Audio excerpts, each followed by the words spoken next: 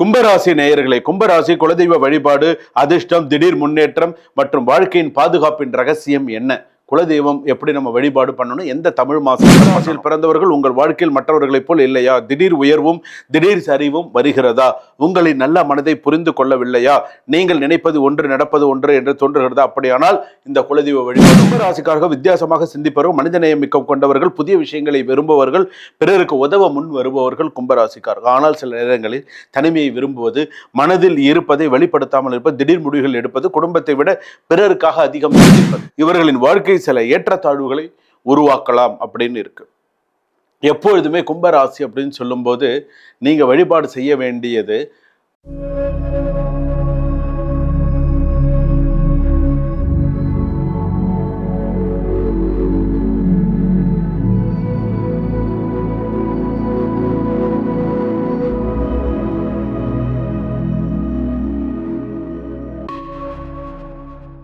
யஸ்ஸிவோ நாம ரூபாபியாம் யாதேவி சர்வமங்களா தயோஹோ சம்ஸ்மர நித்யம் சர்வதோ ஜெயமங்கலம்.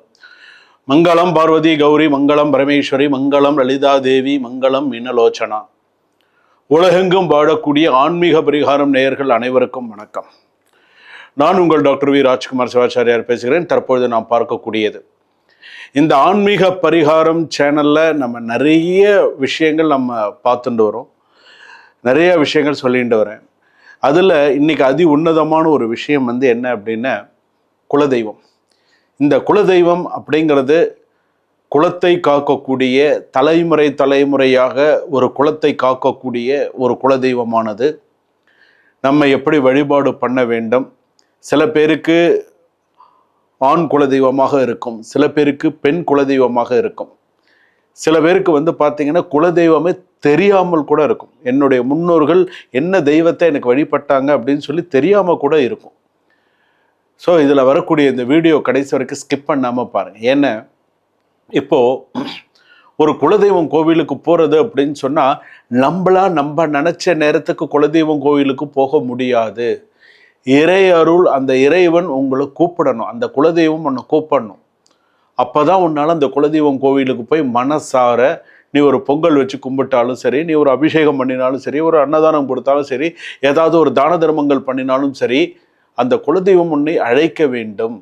ஸோ அந்த மாதிரிலாம் நிறைய மரபுகள் இருக்குது. அந்த மரபுகள் என்ன அப்படிங்கிறத நம்ம பார்க்க போகிறோம். இப்போ 12 ராசி இருக்குது, நமக்கே தெரியும் 12 ராசி, என்னென்ன ராசி இருக்குது அப்படிங்கிறது நமக்கு தெரியும். 12 ராசி. அப்போ இந்த 12 ராசியில் இந்த முன்னோர்கள் ஆசீர்வாதம் மற்றும் கர்ம பந்தங்களை சமநிலைப்படுத்தும் வழிபாடாக இந்து சாஸ்திரங்களில் கூட கூறப்படுவது அந்த குலதெய்வ வழிபாடு அப்படிங்கிறது. ஜோதிட ரீதியாக ஒவ்வொரு ராசியினரும் எந்த மாதத்தில் வழிபட்டால் சிறப்பு. இப்போ ஒரு குடும்ப தலைவன் இருக்கார், அஸ்வினி நட்சத்திரம், பரணி நட்சத்திரம், கிருத்திகை நட்சத்திரம் 1ஆம் பாதம் வரையில மேஷ ராசி. இப்போ ஒரு மேஷ ராசியில பிறந்திருக்கக்கூடிய ஒரு குலதெய்வம், மேஷ ராசியில பிறந்திருக்கக்கூடிய ஒரு தலைவன் எந்த மாசத்துல அவன் அந்த குலதெய்வத்தை மனதார வழிபாடு செய்தால் அவனுக்கு அந்த வருஷம் முழுக்க சிறப்பாக இருக்கும் அப்படிங்கிறத நம்ம தெரிஞ்சுக்கலாம். அது உண்மையா அது நம்ம தெரிஞ்சுக்கலாம். ஏன்னா அந்த மாசத்துல நீங்க போய் வழிபாடு செய்தால் 100 இல்ல 200% உங்களுக்கு கைமேல பலன்கள் கண்டிப்பாக கிடைக்கும். அதுவும் முக்கியமாக இந்தந்த தெய்வங்களாக இருந்தால் இன்னும் கை மேலே உங்களுக்கு பலன் கிடைக்கும். விரதம் இருந்து அந்த தெய்வ வழிபாடானது நீங்கள் சிறப்பாக செஞ்சீங்க அப்படின்னு சொன்னால் கை மேலே பலன் கிடைக்கும். இது நிதர்சனமான உண்மை. இன்னும் நிறைய விஷயங்கள் ஆன்மீக பரிகாரம் சேனலில் இன்னும் நிறைய விஷயங்கள் நான் உங்களுக்கு சொல்லிக் கொடுக்க போகிறேன். அணுவான விஷயங்கள்லாம் சொல்லிக் கொடுக்க போகிறேன். எதெல்லாம் வாழ்க்கைக்கு தேவையான விஷயங்கள் எல்லாம் சொல்லிக் கொடுக்க போகிறேன். அது எல்லாமே நீங்கள் தெரிஞ்சுக்கணும். ஸோ எப்படி நம்ம தெரிஞ்சுக்கணும், என்னென்ன மாதிரியான சில விஷயங்கள்லாம் நம்ம தெரிஞ்சுட்டு அதன்படி நம்மளுடைய வாழ்க்கையை பயணித்தால் அந்த இல்லற வாழ்க்கை நல்லறமாக மாறி அந்த தெய்வ கடாட்சத்துடன், அந்த ஒற்றுமையுடன், அந்த சந்ததிகளோடு சிறப்பாக உங்களால் இருக்க முடியும். இது உண்மை. ஸோ வாங்க வீடியோக்குள்ளே போகலாம். கடைசி வரைக்கும் ஸ்கிப் பண்ணாமல் பாருங்கள். மேஷ ராசியிலிருந்து மீன ராசி வரையில் ஒரு மீன ராசியில் பிறந்திருக்கக்கூடியவர்கள், ஒரு மேஷ ராசியில் பிறந்திருக்கக்கூடியவர்கள் எந்த மாதத்தில் எப்படியெல்லாம் வழிபாடு பண்ணணும், என்ன மாதிரியான வழிபாடுகள் பண்ணணும், என்ன கையில் கொண்டு போகணும், எப்படியெல்லாம் வழிபாடு செய்தால் சிறப்பு, அப்படியெல்லாம் நம்ம தெரிஞ்சுக்கலாம். கும்பராசி நேயர்களே, கும்பராசி குலதெய்வ வழிபாடு, அதிர்ஷ்டம், திடீர் முன்னேற்றம் மற்றும் வாழ்க்கையின் பாதுகாப்பின் ரகசியம் என்ன? குலதெய்வம் எப்படி நம்ம வழிபாடு பண்ணணும், எந்த தமிழ் மாசத்துல பண்ணணும். கும்பராசியில் பிறந்தவர்கள் உங்கள் வாழ்க்கையில் மற்றவர்களைப் போல் இல்லையா? திடீர் உயர்வும் திடீர் சரிவும் வருகிறதா? உங்களின் நல்ல மனதை புரிந்து கொள்ளவில்லையா? நீங்கள் நினைப்பது ஒன்று நடப்பது ஒன்று என்று தோன்றுகிறதா? அப்படியானால் இந்த குலதெய்வ வழிபாடு உங்களுக்கு தான். கும்பராசிக்காரர்கள் வித்தியாசமாக சிந்திப்பவர்கள், மனிதநேயம் மிக்கம் கொண்டவர்கள், புதிய விஷயங்களை விரும்புபவர்கள், பிறருக்கு உதவ முன் வருபவர்கள் கும்பராசிக்காரர்கள். ஆனால் சில நேரங்களில் தனிமையை விரும்புவது, மனதில் இருப்பதை வெளிப்படுத்தாமல் இருப்பது, திடீர் முடிவுகள் எடுப்பது, குடும்பத்தை விட பிறருக்காக அதிகம் சிந்திப்பது, இவர்களின் வாழ்க்கை சில ஏற்றத்தாழ்வுகளை உருவாக்கலாம் அப்படின்னு இருக்கு. எப்பொழுதுமே கும்பராசி அப்படின்னு சொல்லும்போது நீங்க வழிபாடு செய்ய வேண்டியது, தமிழ் மாசத்துல குலதெய்வ வழிபாடு மாசி மாசத்துல பண்ணலாம், வைகாசி மாசத்துல பண்ணலாம். தமிழ் மாசத்துல மாசி வைகாசி இந்த 2 மாசம் தான் உங்களுக்கான உகந்த மாதம். குலதெய்வத்திற்கு உகந்த மாதம் இதுதான்.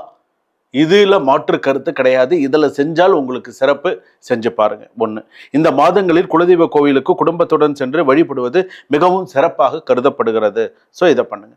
கும்பராசிக்கு ஏற்ற குலதெய்வங்கள், ஆண் தெய்வமாக இருந்தா ஐயனார் சம்பந்தப்பட்டது, வீரனார் சம்பந்தப்பட்டது, அகோர வீரபத்திரர், இந்த மாதிரி கொஞ்சம் உக்ர தெய்வங்களாக இருக்கும். சில பேருக்கு மாமிச கடவுள்களாக கூட இருக்கும். சில பேர் நான்வெஜ் எல்லாம் போட்டு சுவாமிக்கு செய்யறாங்களே, ஐயா வழிபாடு பண்றது, இதெல்லாம் உண்டு. பெண்கள் பெண் தெய்வமாக இருக்கப்பட்ட மாரியம்மன் சம்பந்தப்பட்ட தெய்வங்கள். உடல் ஆரோக்கியம், குடும்ப நலம், தாயின் அருள் மற்றும் பாதுகாப்பின் அடையாளமாக கருதப்படுகிறது. கும்பராசி பொறுத்தளவுக்கு சில விஷயங்கள் சிறப்பாக தான் இருக்கும், கவலையப்படாதீங்க. என்னென்ன, கும்பராசி பொறுத்தளவுக்கு வழிபாடு, தெய்வ வழிபாடு, தெய்வ சிந்தனை அப்படின்னு வந்துட்டு அதை கரெக்டாக பண்ணணும், கரெக்டாக இருக்கணும்னு எதிர்பார்ப்பாங்க. சும்மா இந்த பேருக்கு செய்கிறது இதெல்லாம் உங்களுக்கு பிடிக்கும். செஞ்சால் நல்லா இல்லையா செய்ய வேண்டாம், விட அடுத்த வருஷம் பார்த்துக்கலாம் அப்படிங்கிற மாதிரி இருப்பாங்க. ஸோ அந்த மாதிரி இதை நீங்கள் சொல்ல வேண்டிய மந்திரம் அப்படின்னு இருக்கு. ஓம் தீர்க்க நேத்ராய வித்மஹே கேல ஹஸ்தாய தீமஹி தன்னோ குலதெய்வத்தா பிரச்சோதயா. இந்த மந்திரத்தை குலதெய்வ மந்திரமா நீங்க எடுத்து சொல்லும் பொழுது 27 தடவை, 54 தடவை, 36 தடவை நீங்க சொல்லும் பொழுது வாழ்க்கையில நிறைய முன்னேற்றத்தை பார்க்கலாம். எப்போதுமே நிறைய முன்னேற்றத்தை நீங்க பார்க்கணுமா, செய்யுங்க, பண்ணுங்க. அதே போல சில விஷயங்கள் கும்பராசிக்கு அப்படின்னு எடுத்துக்கும் பொழுது, கும்பராசியில் பிறந்தவர்கள் அடுத்ததாக என்ன பண்ணணும், நீங்க இந்த வழிபாடுகள்லாம் நீங்க பண்றீங்கன்னா பண்ணினதுக்கு அப்புறமா நீங்க வழிபாடு செய்யக்கூடிய சில நைவேதனம், என்ன மாதிரியான நைவேதனங்கள் சுவாமிக்கு சிறப்பு அப்படின்னு சொன்னா, எள்ளு சாதம் பண்ணலாம். எள்ளு சாதம் ரொம்ப சிறப்பு. வடை, அதாவது அரை உப்பு உள்ள வடை பண்ணலாம். அதே போல் உளுந்து வடை சொல்கிறோம் இல்லையா, கருப்பு உளுந்து வடையாக இருந்தால் இன்னும் சிறப்பு. எள்ளு சாதம் சிறப்பு. ஏதாவது ஒரு இனிப்பு சம்பந்தப்பட்ட ஒரு வஸ்து சிறப்பு. ஸோ இதை நீங்கள் பார்த்துக்கணும். இதை நீங்கள் செய்தாலே உங்களுக்கு சிறப்பானது.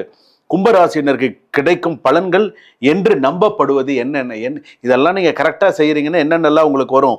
திடீர் அதிர்ஷ்ட வாய்ப்புகள் கிடைக்கலாம், தொழில் மற்றும் வியாபார முன்னேற்றம் அதிகரிக்கலாம், குடும்ப ஒற்றுமை மேம்படலாம், மனக்குழப்பங்கள் குறையலாம், நல்ல நண்பர்கள் மற்றும் ஆதரவாளர்கள் கிடைக்கலாம், முன்னோர் மற்றும் ஆசீர்வாதங்கள் கிடைக்கலாம். இத்தனையும் உங்களுக்கு கிடைக்கும்.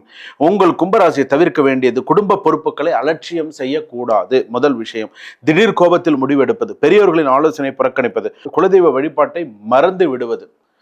அப்படி ஒரு விஷயத்தையே மறந்துடுவாங்க. பார்க்கலாம் ஞாபகம் இருக்குது, இப்போ வெளிநாட்டில் இருக்காங்க, வெளியூரில் பார்க்கலாம் ஞாபகம் இருக்குது, ஒன்றும் வசதி வாய்ப்பு இல்லை, பண்ணலாம் செய்வோம் அப்படின்னு சொல்லுவாங்களே தவிர அதை செய்ய மாட்டாங்க. ஆனால் அது எப்போ உனக்கு வருது எப்போ வருதுன்னா இல்லை, நீ செய்ய வேண்டிய நேரத்தில் நீ செஞ்சாதான் அது உனக்கு சிறப்பு.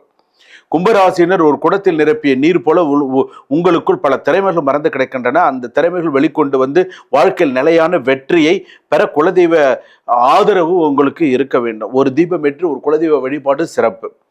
அதிர்ஷ்டம் கதவை திறக்கலாம், குலதெய்வ அருள் அந்த கதவை நீண்ட காலம் திறந்தே வைத்திருக்கும் அப்படின்னு சொல்லலாம்.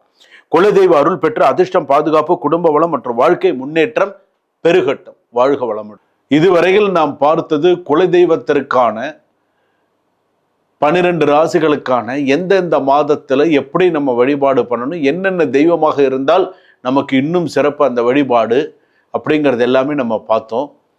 இதுல உங்களுக்கு ஏதாவது சந்தேகம் இருந்தால் கீழே டிஸ்கிரிப்ஷன்ல நம்பர் இருக்கு, கமெண்ட்ல கேளுங்க, ஃபோன் பண்ணி கேளுங்க. சாமி எனக்கு இந்த இடத்துல இந்த சந்தேகம் இருக்கு அப்படின்னு நீங்க கேட்டீங்கன்னா உங்களுடைய சந்தேகம் உங்களுக்கு நிவர்த்தி செய்யப்படும், உங்களுடைய சந்தேகத்தை தீர்த்து வைக்கப்படும். ஸோ நீங்கள் செய்ய வேண்டியது கமெண்ட்ஸ் பண்ணி, சார் சாமி நீங்கள் சொன்னது உண்மை, நான் இந்த மாதத்தில் வழிபாடு பண்ணுறேன், இவ்வளோ நாள் நான் பண்ணலை, இனிமேல் நான் இதெல்லாம் பண்ணலான்னு இருக்கேன். நான் என்ன சொல்கிறேன்னா, இவ்வளோ நாள் நீங்கள் எப்படி இருந்தீங்கன்னு தெரியாது, ஆனால் இதற்கப்புறம் உங்களுக்கான வாழ்க்கையை உங்களுக்காக நீங்கள் செய்யுங்க. மற்றவங்களுக்காக வேண்டாம், உங்களுக்காக நீங்கள் நன்னா இருக்கணும், உங்களுடைய குடும்பம், உங்களுடைய மற்ற விஷயங்கள் நன்னா இருக்கணும், உங்களுக்காக நீங்கள் இதை செய்யுங்க. செஞ்சீங்க அப்படின்னு சொன்னால் வாழ்க்கையில் மேலே மேலே சிறப்பாக இருப்பீங்க. வாழ்க வளமுடன், வளர்க ஞானத்துடன்.